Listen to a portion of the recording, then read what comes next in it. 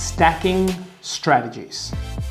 So when you stack strategies, it's a term of trying to put multiple pathways to building up this success in the property or portfolio in one. So for example, a stacking strategy might look like a renovation, subdivision, boarding house, right? This could be something where you're going, I've bought a property, I want to renovate it, I want to then subdivide it, and I want to turn one of the properties into a boarding house. As you can see, there's a lot of things going on. Does it increase the risk of so many things happening, so many things costing more? Yes. But does it also amplify the long-term success because you've got so much happening from one asset? Also yes. So we've had scenarios where we've worked on clients with stacking strategies. They are usually for those with a high risk appetite, usually for those with a higher balance of funds, and also for those who are looking to do bigger things in less properties. And this is where certain clients usually can fall in that bucket, but it's quite small in terms of that bucket because of the complexity, the risk, and so forth. Now with stacking strategies, I gave you this one example, and that one example was boarding, renovation, subdivision, all together as one.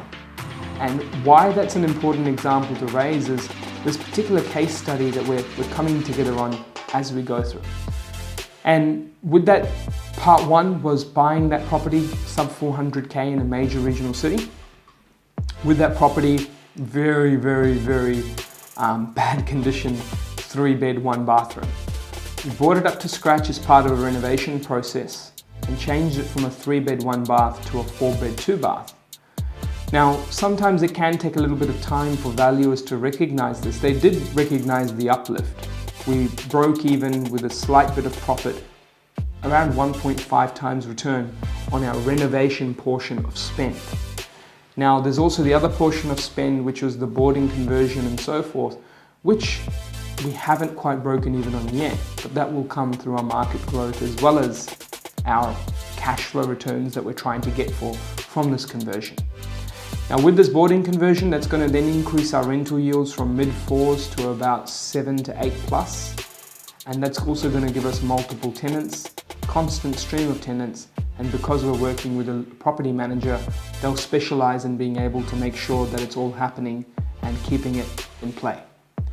Then the final part of the stacking strategy, subdivision. We bought this property knowing that it has potential to subdivide, and it is something where we've been able to clear out the back to know that we can subdivide it in the future and it's not going to be impacting the property in the front. And that's one thing that's key to this whole strategy. So when you think of it, affordable purchase, upside on renovation, continual upside on renovation and value because of the market drivers. One example of the market drivers can be seen is that we purchased at 390. 6 months later, bank official valuations, not even considering the renovations, have come up to 450, 455, which shows that we've been in a very strong market just from the market growth as well. And so now when the renovation value eventually gets recognized better and people are able to pull that together, then that will add on to that market value, and now we move into cash flow. So growth has occurred, now we're getting cash flow. From that cash flow, property is able to pay itself principal and interest and give money on top. That's another stack. And then massive profits coming in from the subdivision and build, retain with extra cash flow, or subdivision build, sell off the back, profit into the debt that's in the front to bring it down, and even more cash flow with capital growth. So do all of these things happen instantly? No, they're very long-term projects. In the world of projects, it can be 3 to 6 months for something here, another 3 to 6 months for something there, another 6 to 12 months for something here. So this is when it can take some time, but stacking strategies can be very powerful when putting together to create cash flow, capital growth, and manufactured performance, irrespective of where the market is moving.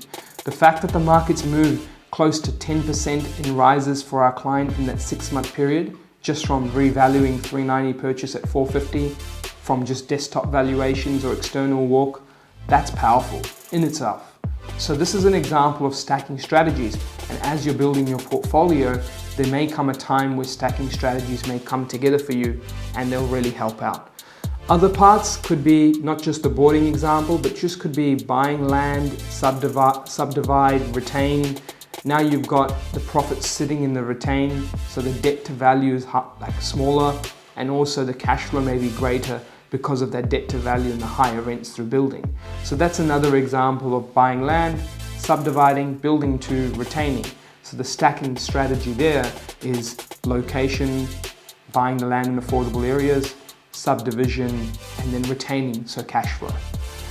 That's it from us in terms of the stacking strategies, and a very powerful tool to help you if you've got the risk appetite, the income level, and the funds position, as well as the patience.